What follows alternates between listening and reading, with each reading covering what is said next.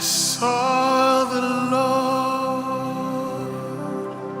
seated on his throne. seated on. I want to call Ria to come and share a poem with us. Ria wrote a poem, and would you welcome our sister Ria? Just come here to the pulpit.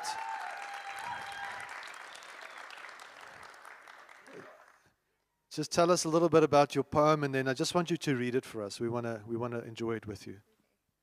Hi everyone. So I'm not sure if you're aware, but June is Men's Mental Health Month. And this is something that the Lord has placed very near to my heart, having lost 3 of my cousins to suicide and mental health related problems. So he's been taking me through ways we can edify the men in our lives. And one of the ways that he has shown me specifically is through my poetry. So on the 14th of June, I was woken up by the sound of my brother crying. It was like 2:43 a.m. That's the name of the poem, 2:43. So here we go. I was woken by the sound of a man weeping. His cry carried the weight of sorrow unseen, self-inflicted godly standards of provision unkept. I was woken by the sound of a man weeping, and for him I prayed that the Comforter to him would draw near as he wept out to him, that his sorrows, like his sin, would be cast into the sea of forgetfulness. I was woken by the sound of a man weeping, and my love I saw, nailed to the cross, crying out in pain, pleading for the heart of his beloved. How I longed to defy the laws of time and logic to comfort my love. I was woken by the sound of a man weeping, and about the men in my life I wondered. To your suffering do I contribute when my heart yearns to bring joy?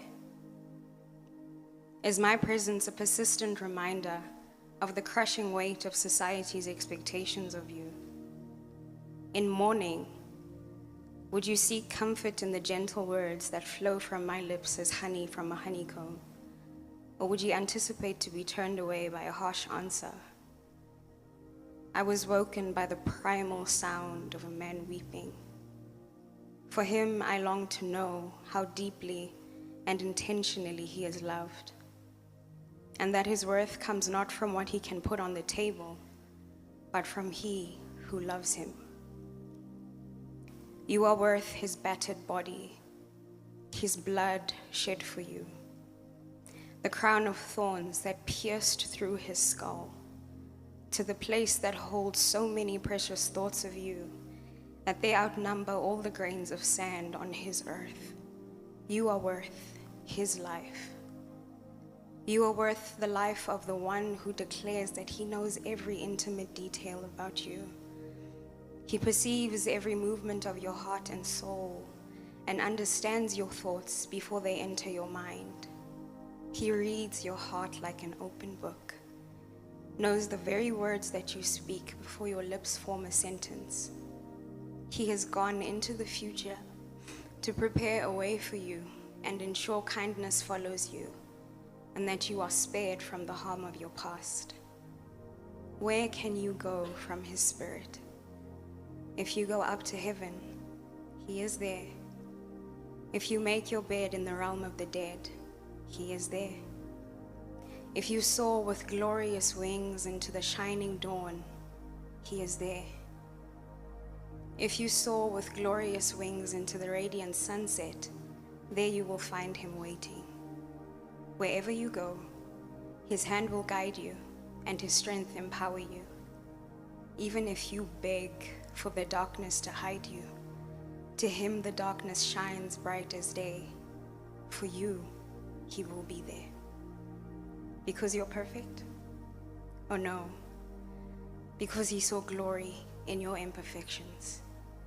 He watched you curse him, let you run from him, stay away from him when he designed you for divine communion. But in you, he saw the dreams he placed, the little things that bring you joy, and the people he sent to delight in your existence. He saw you cry out and drew near to listen to you as you said, I'm a mystery to myself, for I want to do what is right, but end up doing what my normal instincts condemn. And if my behavior is not in line with my desire, my conscience still confirms the excellence of law.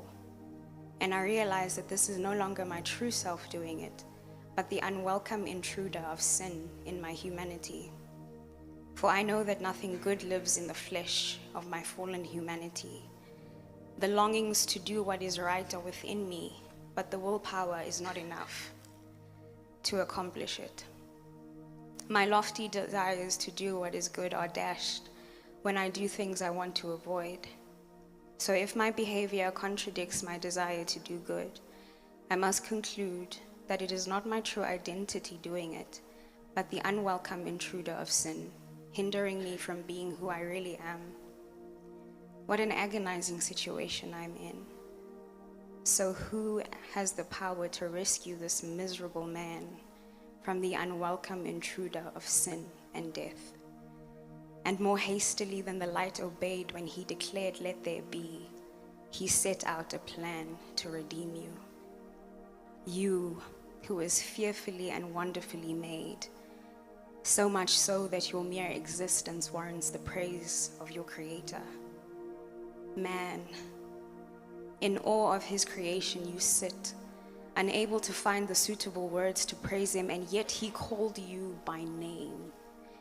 And his actions as he died a sinner's death in his innocence proclaimed that if he had to be whipped, tortured, and tormented so badly that he could not be identified as male or female, that pieces of his beard were ripped from his face, that his ribs were exposed on both sides, that his hands and feet were pierced through bone, that in his death so much he bled, when he was pierced on his side once more, out came water instead of blood.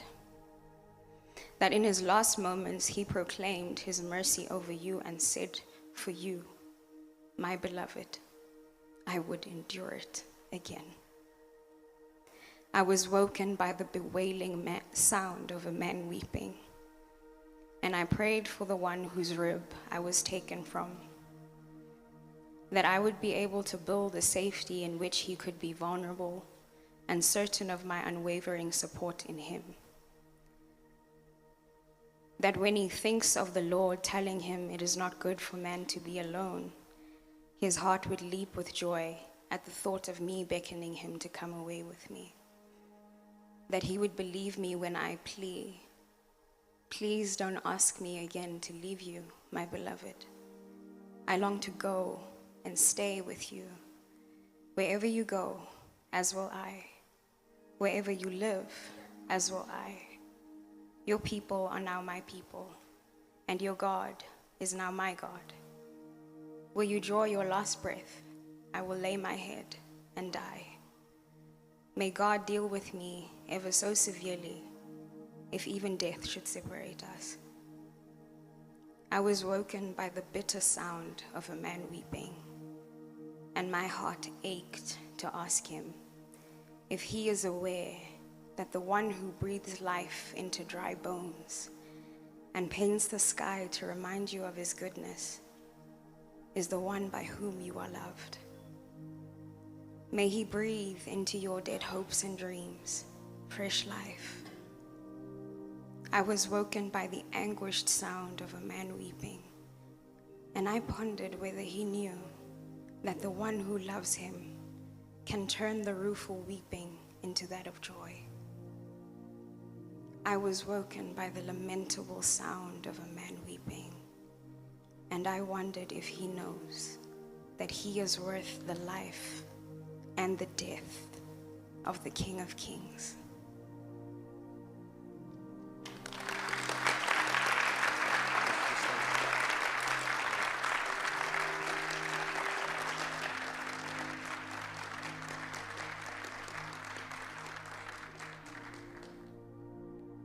Can I ask all the men to quickly stand to your feet? I'm going to ask Ria just to pray for you. All the men quickly stand to your feet.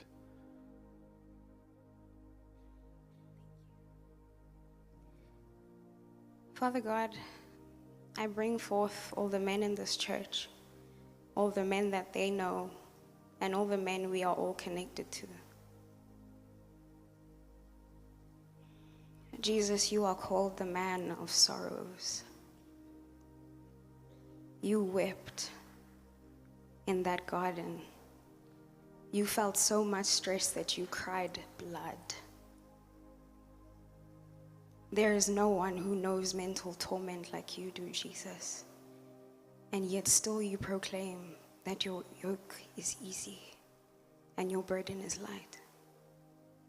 And you encourage us to exchange our burdens with yours.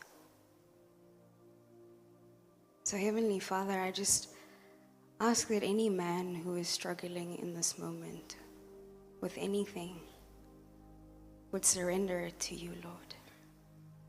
That they would cast all their cares unto you and leave them at the foot of the cross, for you always tenderly care for them. I ask that you would break the mentality that stoicism is equated to being a man.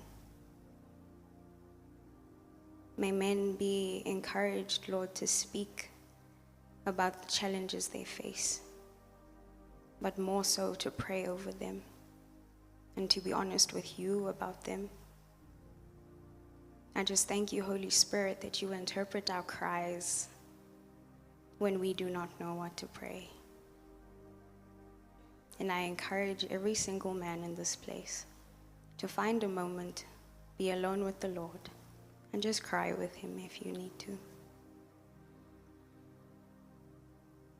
God, I just ask that you would protect each and every man's mind, that your holy angels would encamp around them, warding off the power of darkness.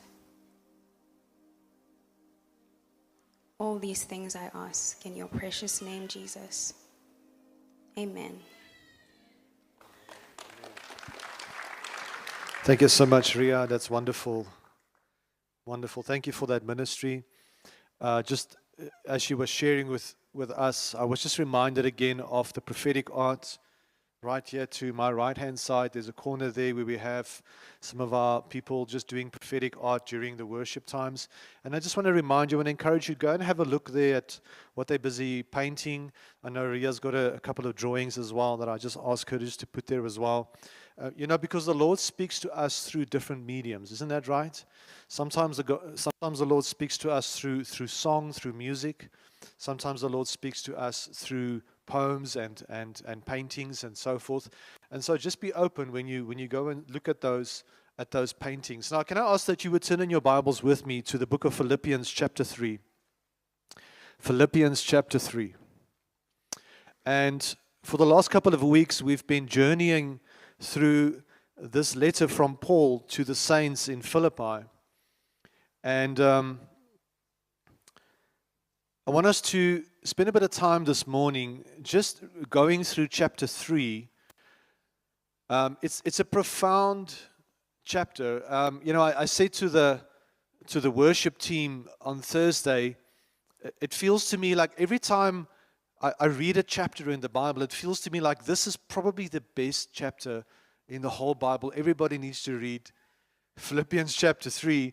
And then I read Philippians chapter 4 and I go, no, hang on. I think chapter 4 is the best. Everybody needs to read it. And there's this excitement, there's this love that's just being fanned into flame in my heart as I read the scriptures. And so I want us to really look at chapter 3 this morning. Now, just before we start, I wanted to just point out something. There's a word that Paul uses over and over when he writes this letter, and it's the word koinonia.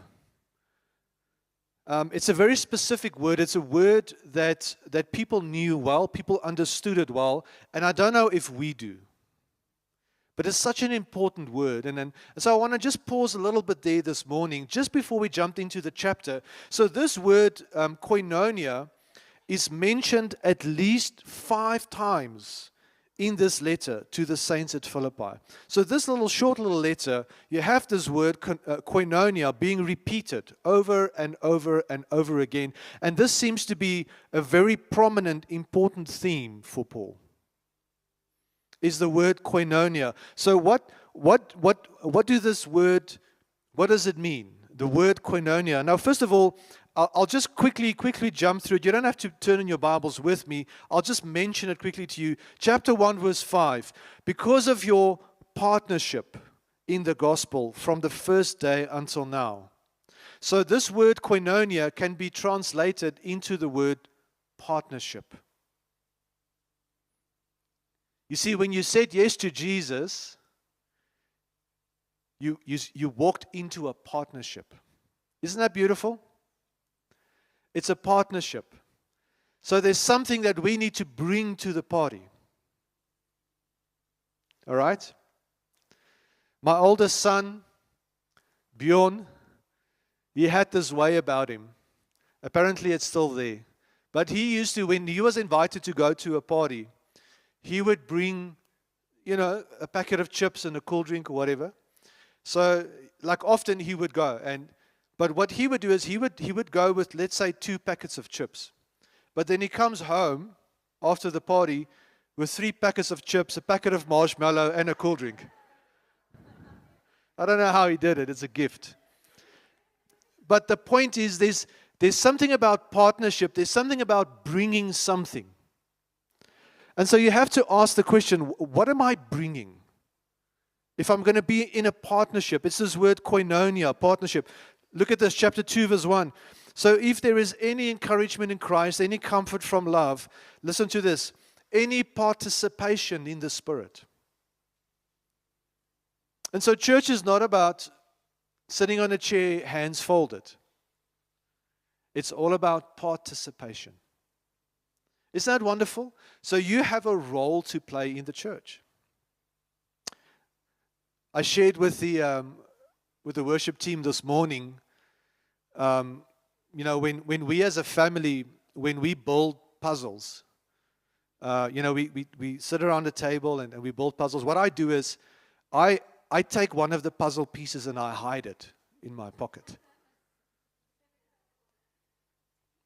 Because I want to be the guy who puts in the final piece of the puzzle, because then I completed it, you see.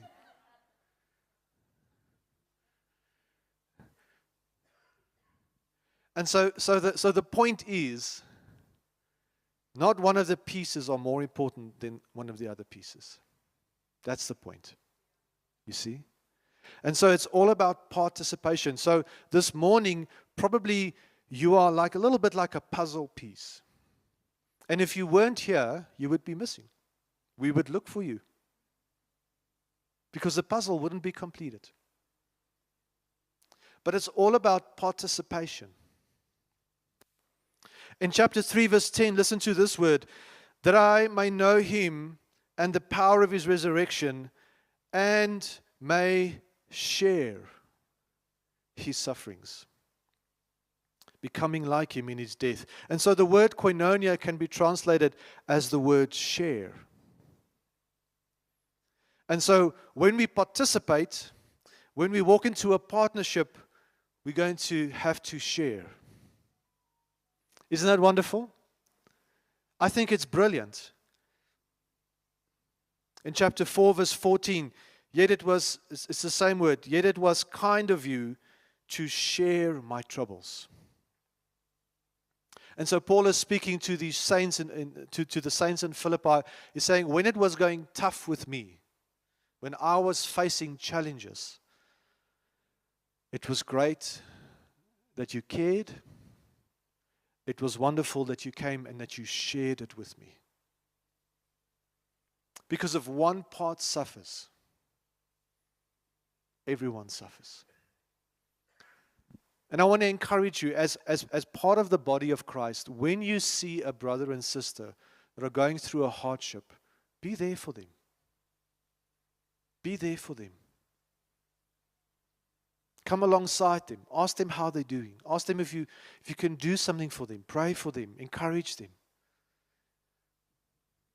Let's all share when they're suffering. And when it's going well with someone, let's rejoice all together. Ne? That is called koinonia. Last one, chapter 4, verse 15. Listen to this. No church entered into partnership with me in giving and receiving except you only. Right? So there's that word again, partnership. And so the first century church understood the value of koinonia. And to me it feels very prophetic that Ria came and shared with us. Because I think there are men here who are just kind of suffering in silence. Because us men, we don't like to talk about that kind of thing. You know what I'm saying? The cowboys don't cry. Well, I'm fine. I'll be okay. But there's this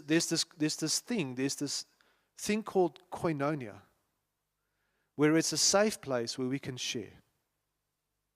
And I want to encourage all the men here today. I think today was a very prophetic moment.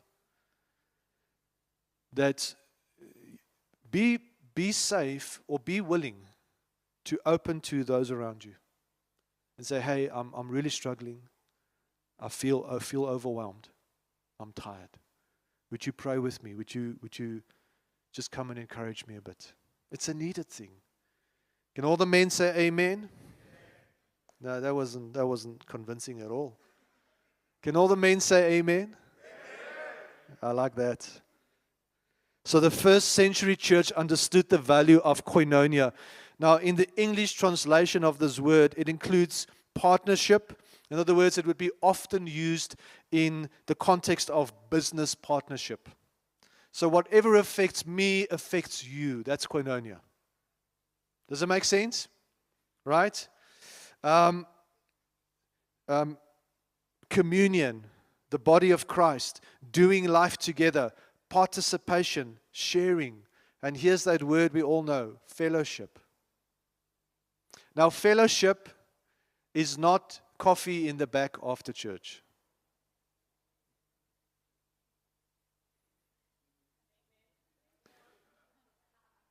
If there was melktart, maybe we were close to fellowship. We were touchy, we were scratching on fellowship. Fellowship means we're going to share our lives. We're going to become friends. We're going to do life together with the Lord. Amen? So I encourage that in the church, that we become friends, that we get to know each other, that we visit each other in our homes, and that we do life together. It's this word koinonia, and Paul is repeating this word all through the letter, the whole time to this church. So let's turn in our Bibles to chapter 3. It's going to be on the screen. Chapter 3, we'll start with verse 1.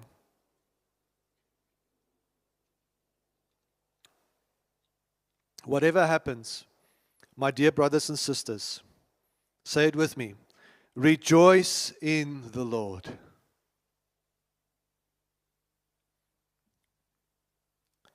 I never get tired of telling you these things, and I do it to safeguard your faith. And so as we go through life, we will need to rejoice. There's going to be things that are going to happen that would like to steal your joy. Who of you know what I'm talking about? Right? So every now and again, it's going to be a bit of uphill. There's going to be bumps in the road, all of those things, disappointments, hardships, sufferings. Jesus said, don't lose heart. Just rejoice. Okay, rejoice. It's like refill because it's going to leak. And so Paul is repeating this phrase, rejoice in the Lord. All right? Rejoicing creates a protective layer around our faith. So the enemy would like to attack your faith Ne? He would like to pull the rug from under your feet. He would like to disorientate you and rattle and shake your faith. That's going to happen. It's going to happen. It might happen at home. It might happen in the workplace. It's bound to happen. Your faith will be tested. But the way that we safeguard our faith, the way that we protect our faith, is to rejoice. What that means is that sometimes you will have joy, but it doesn't make sense. You're not supposed to have joy, but you do. Are you all tracking with me? Now let's go to verse 2. Watch out for those dogs, those people who do evil, those mutilators who say you must be circumcised to be saved. So Paul is now really gunning for those Jewish leaders who have come and said Jesus isn't enough. Do you remember the book of Galatians? We spoke about that over and over, where they're saying, you know what Jesus did is good, you can believe that, but let's put something on top of that to make sure that you are saved. So please be circumcised, eat kosher, keep the holidays, all those things. Okay, you must add the law to your salvation to get saved. Paul is saying, no. Jesus is enough. And he's using quite strong language. He was very angry at this particular thing. Because wherever he went, they came for him. And they wanted to shut down this teaching on salvation and dilute it and say, no, you must also keep the law. Jesus is not enough to save you. Faith is not enough. Grace is not enough. And Paul is saying, watch out for those dogs. Those people who do evil, those mutilators who say you must be circumcised to get saved. For we who worship by the Spirit of God are the ones who are truly circumcised. We rely on what Christ Jesus has done for us. We put no confidence in human effort, though I could have confidence in my own efforts if anyone could. Indeed, if others have reason for confidence in their own efforts, I have even more. And then he says, Jesus is enough. And that is why God's grace is so amazing. In verse 5, Paul now speaks a little bit, he now shares a little about his own journey, his own achievements. He says, I was circumcised when I was 8 days old. I am a pure-blooded citizen of Israel and a member of the tribe of Benjamin, a real Hebrew, if there ever was one. I was a member of the Pharisees. Can you see all the accolades? This guy is a Jew. He's a Jew of Jews, okay? He's a Hebrew of Hebrews. He kept the whole law. He says, if there ever was one, I was a member of the Pharisees who demanded the strictest obedience to the Jewish law. I was so zealous that I harshly persecuted the church. And as for righteousness, I obeyed the law without fault. Strong message here. Verse 7, I once thought these things were valuable. But now I consider them worthless because of what Christ has done. In verse 8, yes, everything else is worthless when compared with the infinite value of knowing Christ Jesus, my Lord. And for His sake, I have discarded everything else, counting it all as garbage, so I could gain Christ and become one with Him. I no longer count on my own righteousness through obeying the law. Rather, I become righteous through faith in Christ.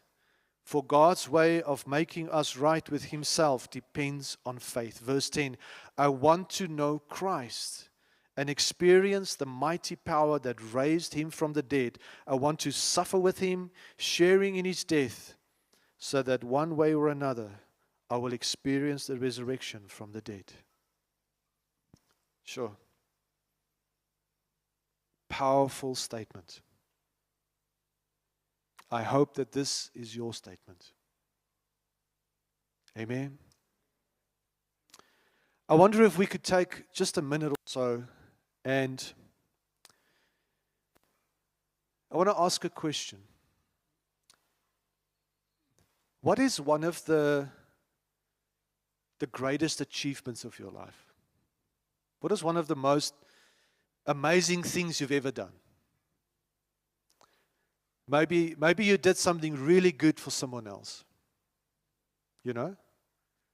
I think Kanya shared with us, she's a medical doctor, and she shared with us that she once saved a person's life, a baby's life. It was a 2-year-old. He wasn't breathing, that kind of thing, and you stepped in, you say, wonderful. Isn't that wonderful? Yeah? But is there something that you did that you can say, yo, man, I achieved this. Maybe it's something as simple as, man, I have matric. I made matric. All right? Because that's an achievement. It's quite something. 12 years of schooling, right? Maybe you have like a bachelor's degree in something. Maybe you studied. Wonderful. You know, something to celebrate. Maybe you have something more like a master's or a doctorate or something in education. Maybe you have your own business or something. But is there something that you feel like, man, yes, I achieved something? Maybe for you it's just being married. I was able to actually find a person and I was able to marry that person, right? For me, it was a big achievement. Yeah, I look at Debbie, I'm thinking, what was she thinking? You know what I'm saying? And I praise God for that. For me, it's a big achievement. And then maybe for you, it's having kids. You know, Dan and Fallon, they just had their baby girl now. It feels like an achievement, eh? It's like you look at this baby girl, like, we made this. Yeah? Isn't the Lord good? Amen? Now, Paul is saying, take all of that. You know? Take all of this goodness that you've done, the good things you've done. Now, place it next to the goodness of God and who God is. In other words, take your righteousness. Because I've done a couple of good things in my life. There's one time, there was an old lady who wanted to cross the street with shopping bags, Pick n Pay bags. And I went up to her and I said, let me take your bags. And she fluked me.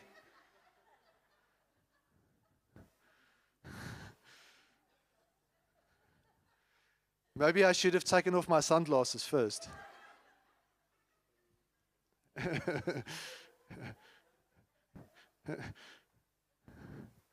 I wanted to be good, but I've done a couple of good things in my life. You know what I'm saying? There's a few things I did for other people that I feel was good. You know? But I take all of my righteousness, all of the good things that I've done, and I put it next to the righteousness of God. And Paul is saying all of these things. I was a Pharisee, I was a Hebrew, I was part of the tribe of Benjamin, I kept the law. I did all these things. He's saying, I take all of these things. Compared to knowing Jesus, this is garbage. It doesn't mean anything compared to who God is.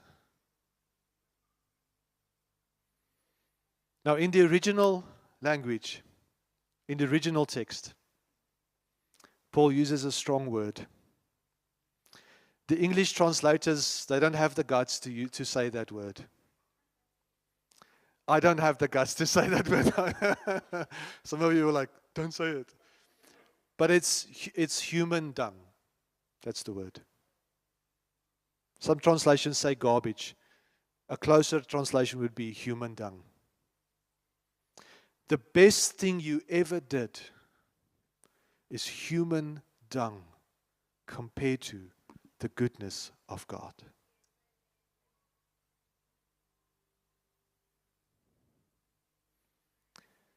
And if you had to stand on your own righteousness, you would fall short of the righteousness of God in Christ Jesus. That is what Paul is saying.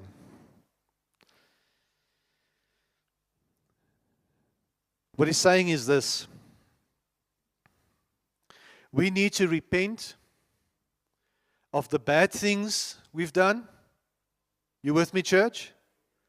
We need to repent of the bad things we've done. But he's saying this: we must also repent of the good things we've done. Because our good works will not save us.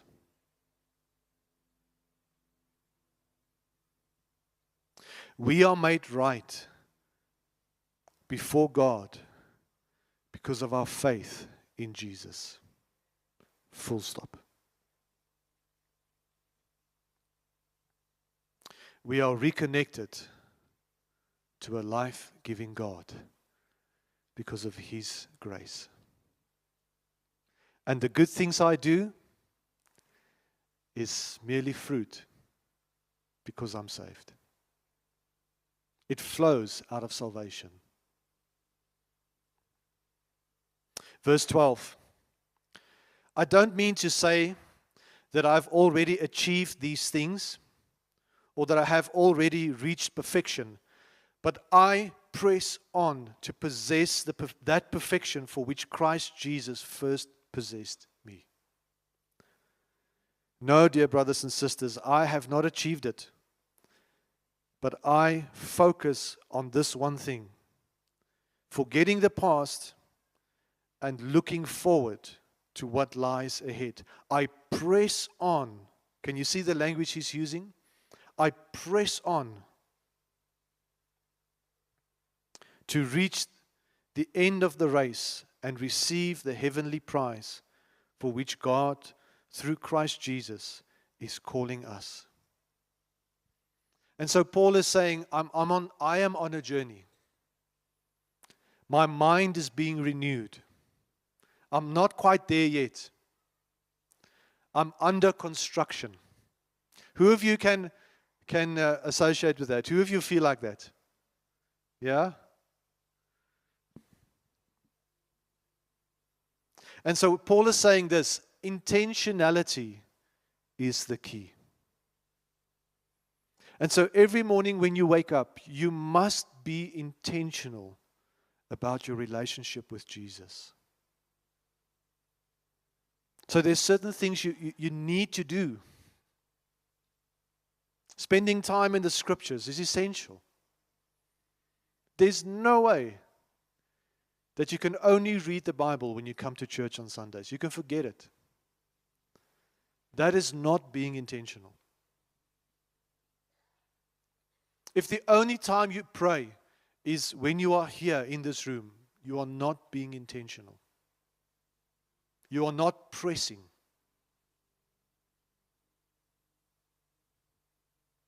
There must be times when you are by yourself, wherever you are, where you are praying, where you are connecting with God.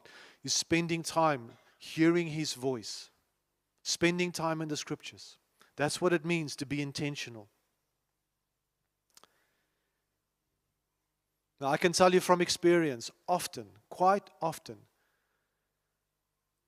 when I want to be intentional with the Lord, it's like the enemy wants to bring my past and just remind me of all the times I've dropped the ball. Am I preaching to somebody here this morning? Right?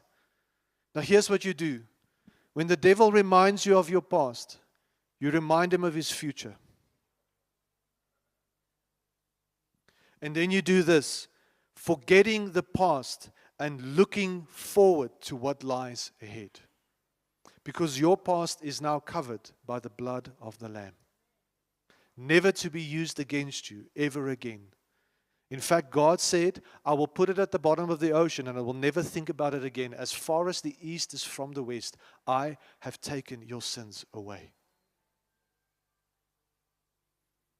Amen. And then here's the last thing I want to tell you, is that endurance is the key. Can I just quickly see, by just a showing of your hands, who of you enjoy long distance running? Who of you, just nice and high, I want to see where you are. Who of you enjoy long distance running? Yeah? Good. Don't sprint in a marathon. Where are you now? You just raised your hands, now you're quiet. Let me hear you. Don't sprint in a marathon. Am I right? You must endure. You must learn to endure. That means you have to learn how to pace yourself. And what we don't want is for you to have a faith that looks like this, and then like this. And then something happens, mighty men, and then it's like this.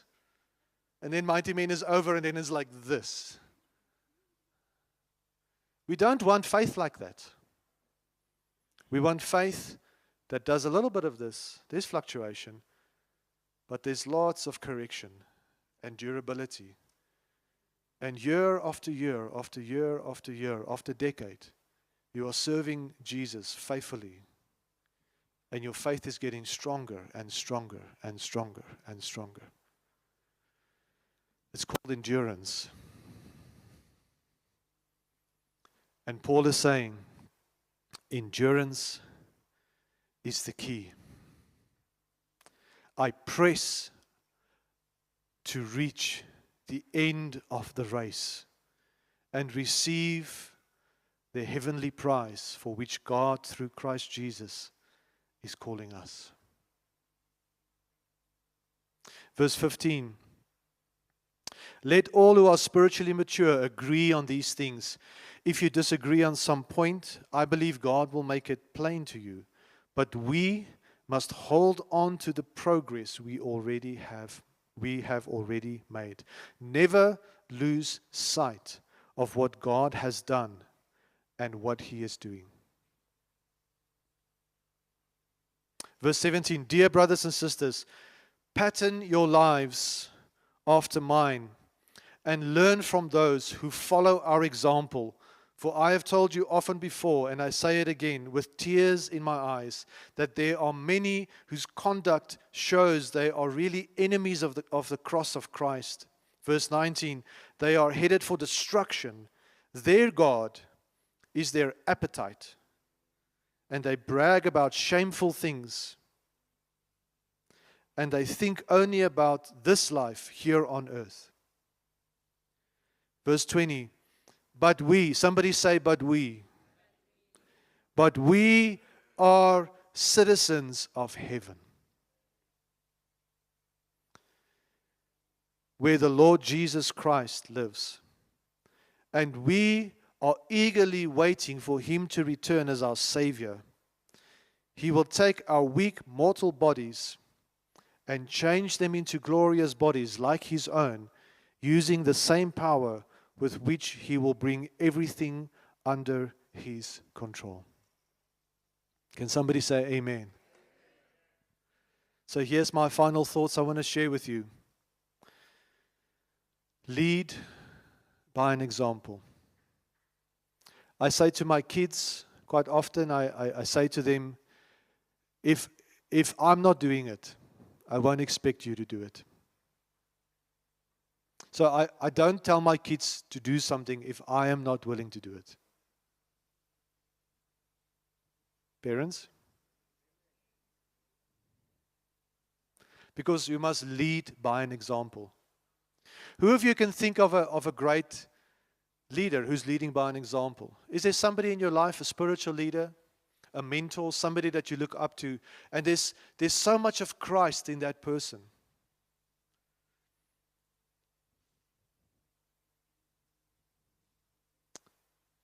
Now become that person. Become that mentor for someone. That leader that brings influence into a person's life. And allow Christ to be shaped and formed in you. Lead by an example. Our moral behavior matters. I can't preach something from the pulpit and live something completely different. I can't be somebody on the stage and be somebody else when I'm at home. We don't want that rubbish in the church anymore. Amen? Here's the final thought. Live with eternity in mind. We are citizens